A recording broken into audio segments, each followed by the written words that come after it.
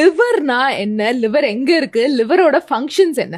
Coffee வந்து லிவருக்கு நல்லதா கெட்டதா? காஃபி குடிக்கலாமா குடிக்க கூடாதா? லிவரை பொறுத்தளவு. வணக்கம் டாக்டர். வணக்கம். எப்படி இருக்கீங்க? Yeah fine. சூப்பர். சோ நாங்க ரெண்டு பேரும் வந்து நிறைய இன்ட்ரெஸ்டிங்கான क्वेश्चंसலாம் கேக்குறதுக்காக ஆவலா காத்துட்டு இருக்கோம். ஓகே. ஃபர்ஸ்ட் வந்து நம்ம பேசிக் क्वेश्चनல இருந்து போலாம் டாக்டர். லிவர்னா என்ன, லிவர் எங்க இருக்கு, லிவரோட ஃபங்க்ஷன்ஸ் என்ன? ஸோ லிவருங்கிறது இட்ஸ் அ லார்ஜஸ்ட் ஆர்கன் இந்த பாடி. நம்ம வயிற்றுல அப்டமன்னு சொல்லுவோம். அதில் வந்து லார்ஜஸ்ட் ஆர்கன் இந்த பாடி. அது வந்து இட்ஸ் அ வைட்டல் ஆர்கன். அது இல்லாமல் நம்ம உயிர் வாழவே முடியாது. ஆர்கன்ஸில் சில இதெல்லாம் வைட்டல்னு சொல்லுவோம். அது இல்லாமல் நம்ம உயிர் வாழ முடியாது. ஃபார் எக்ஸாம்பிள் ஹார்ட் இல்லாமல் வாழ முடியாது, மூளை இல்லாமல். ஆனால் ஒரு கண்ணு தெரியாமையோ ஒரு கை இல்லாமையோ நம்ம வாழ முடியும். So it's a vital organ. Third, இதோட ஃபங்க்ஷன்ஸ்னு பார்த்தா ஒரு 500 ஃபங்க்ஷன்ஸ் இருக்குது. லிவருக்குன்னு ஒரு 500 ஃபங்க்ஷன்ஸ் இருக்குது. அதில் மெயின் ஃபங்க்ஷன்ஸ் வந்து பித்தத்தை வெளியேற்றுறது தான் இதோட மெயின் வேலை. தட் இஸ் பிலிருபினை வந்து எக்ஸ்க்ரீட் பண்ணணும். அதுதான் இதோட மெயின் வேலை. அது இல்லாமல் நம்மளோட பாடியோட பவர் ஹவுஸ்ன்னு சொல்லுவோம். பவர் ஹவுஸ் ஆஃப் த பாடி. நம்ம சாப்பிட்ற சாப்பாடு டைஜஸ்ட் ஆகும் குடலில். அது லிவருக்கு போய் அது எனர்ஜியாக கன்வெர்ட் ஆகுது. ஸோ எல்லா எனர்ஜியும் லிவர்லேருந்து தான் வந்தோணும். இதுதான் லிவரோட மேஜர் ஃபங்க்ஷன்ஸ். அண்ட் லிவர்ல வந்துட்டு ஒரு சில நோய்கள் வரதுக்கான காரணங்கள் எல்லாம் என்னென்ன?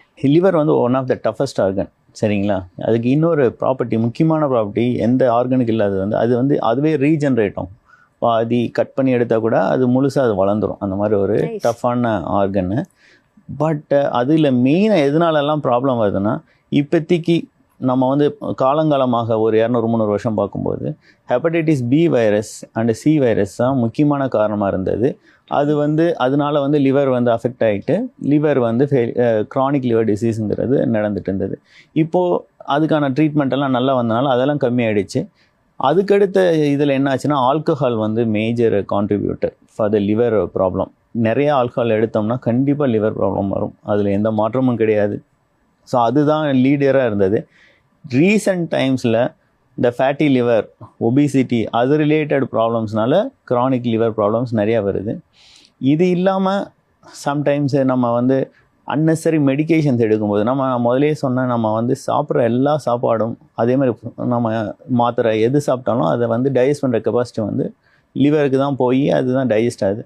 ஸோ நம்ம அதை எக்ஸ்க்ரீட் பண்ணுறதும் அதுதான் பண்ணுது. ஸோ அன்னெசரி மெடிக்கேஷன்ஸ் இல்லை ஓவர் டோஸ் பண்ணால் அதுவும் நம்ம லிவரை அஃபெக்ட் பண்ணும். ஸோ நம்ம இப்போ வந்து பார்த்தோம்னா நம்ம லைஃப் ஸ்டைல் மாடிஃபிகேஷன், ரொம்ப லைஃப் ஸ்டைல் மாறிடுச்சு. எல்லாம் ரிஃபைன்டு ஃபுட்டு சாப்பிட்றோம். ஸோ ஒபிசிட்டி வருது, ரொம்ப செடன்ட்ரி லைஃப் எல்லாம் இருக்கும். அதனால் fatty liver leading to chronic liver disease. இந்த எண்டு ப்ராப்ளமே க்ரானிக் லிவர் டிசீஸுங்கிறது தான். அது வந்துச்சுன்னா கொஞ்சம் ட்ரீட்மெண்ட் எல்லாம் ரொம்ப கஷ்டமாக இருக்கும். அதே மாதிரி எல்லாருக்குமே இந்த டவுட் வந்து மேஜராக இருக்குது டாக்டர். காஃபி குடிக்கிற எல்லாருக்குமே இருக்குது. காஃபி வந்து லிவருக்கு நல்லதா கெட்டதா? காஃபி குடிக்கலாமா குடிக்க கூடாதா? லிவரை பொறுத்தளவு காஃபி எடுத்தோம்னா காஃபியில் வந்து ஃபர்ஸ்ட் நம்ம ஏன் வந்து காஃபியை பற்றி இப்போ பேசுகிறோன்னா, daily most of the population வந்து காஃபியோ டீயோ ஏதோ ஒன்று குடிப்பாங்க. ரெண்டுலேயுமே ஆன்டி ஆக்சிடென்ட் இருக்குது. காஃபிலையும் நல்ல ஆன்டி ஆக்சிடென்ட் இருக்குது. 1 or 2 காஃபி, ஈவன் 3 காஃபி அ டே, மெயினாக வித்தவுட் சுகரு ஒரு பிளாக் காஃபி எல்லாம் வந்து it's a very good for health, liver ஹெல்த்துக்கு. மெயினாக ஜென்ரலாக கெஃபைன் இருக்கிறதுனால ஆன்டி ஆக்சிடென்ட், அதில் இருக்கிற கெஃபைனை கூட ஆன்டி ஆக்சிடென்ட் வந்து it's a very good for இந்த லிவர் ப்ராப்ளம் எல்லாம் வர்றதை கொஞ்சம் குறைக்குது கண்டிப்பாக. ஸோ காஃபி நல்லதான், சுகர் இல்லாம.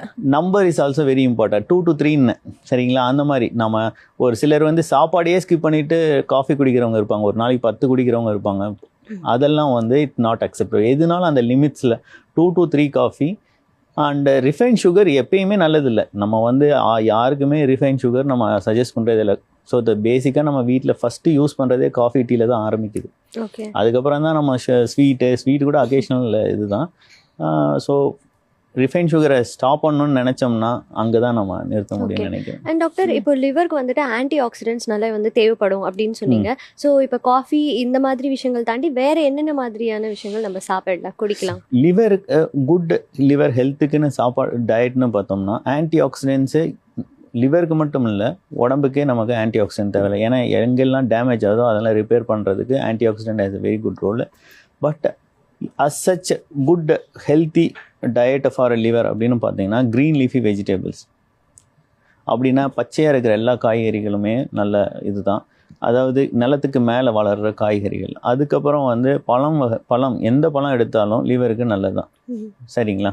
அதுலேயும் நல்ல rich in vitamins, anti accidents, minerals இதெல்லாம் இருக்குது.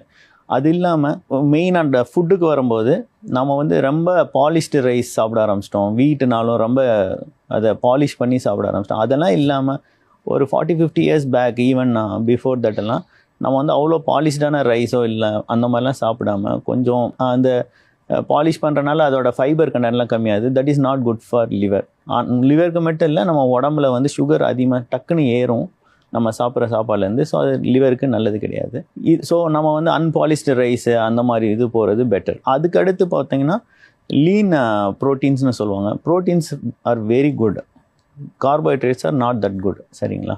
ஸோ லீன் ப்ரோட்டீனில் வந்து பார்த்தோம்னா ஃபிஷ்ஷு, ப்ரான், பவுல்ட்ரி, அதாவது சிக்கன், இதெல்லாம் வந்து very good. Egg white is an ideal protein. நம்ம வந்து ஒரு கோல்ட் ஸ்டாண்டர்ட் ப்ரோட்டீன்னு சொல்லுவோம் எக் ஒயிட். ஸோ அதில் வந்து ரொம்ப நல்ல ப்ரோட்டீன் இருக்குது. அதில் வேறு எதுவுமே இல்லை, கார்போஹைட்ரேட்ஸ் அந்த மாதிரிலாம் எதுவுமே கிடையாது. So it's a very good. இது எல்லாமே குட் ஃபார் லிவர்.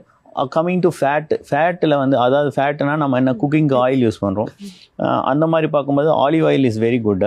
அதே மாதிரி இந்த நட்ஸில் இருக்கிற ஆயில் நம்ம வந்து பாதாம், பிஸ்தா அந்த மாதிரிலாம் இருக்குல்ல, அதெல்லாம் இட்ஸ் குட் ஃபார் லிவர்.